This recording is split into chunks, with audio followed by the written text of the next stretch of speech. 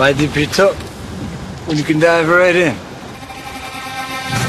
Why let things simmer when you can cook up a storm? Why live life in half measures when you can live it to the brim?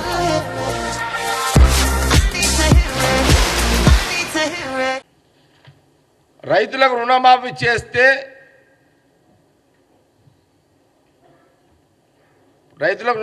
చేస్తే అది కుట్ర అంటారు. ఏమి అంటే వాళ్ళ కుట్ర చూడండి ఎట్లుంది.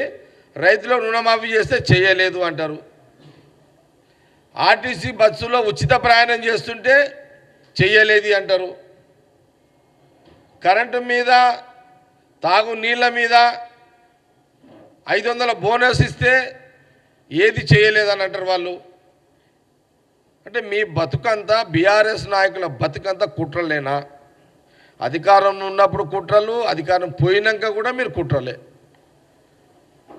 తెలంగాణ ప్రజల అమాయకులు కాబట్టి వాళ్ళ జీవితాలతో ఆనాడు ఆ 9.5 ఏళ్ళు ఆడుకున్నారు.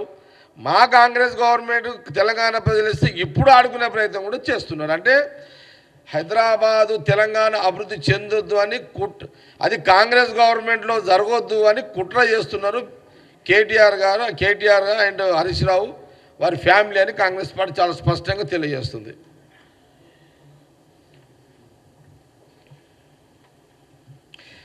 వెనుకబడిన కొడంగల్ లాంటి ప్రాంతంలో పరిశ్రమలు తీసుకపోతే ఆ ప్రాంతం డెవలప్ అవుతుందనేది ముఖ్యమంత్రి రేవంత్ రెడ్డి గారు ఫస్ట్ ఒక ప్రాజెక్టుగా ఆయన నియోజకవర్గంలో రైతులకు ఎలాంటి కష్టం లేకుండా, ఇబ్బంది లేకుండా ల్యాండ్ అక్విజిషన్ చేసి అక్కడ ఇండస్ట్రియల్ డెవలప్ చేయాలని ముఖ్యమంత్రి రేవంత్ రెడ్డి గారు ఒక నిర్ణయంతో తీసుకున్న జాగ్రత్తలు.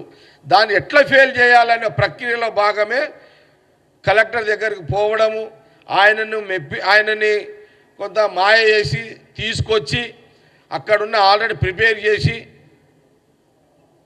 మళ్ళీ కలెక్టర్ మీద దాడి చేయించడము, ఇదంతా ఒక ప్లానింగ్ ప్రకారమే బీఆర్ఎస్ చేసినట్టే కదా మనకు కనబడుతుంది స్పష్టంగా.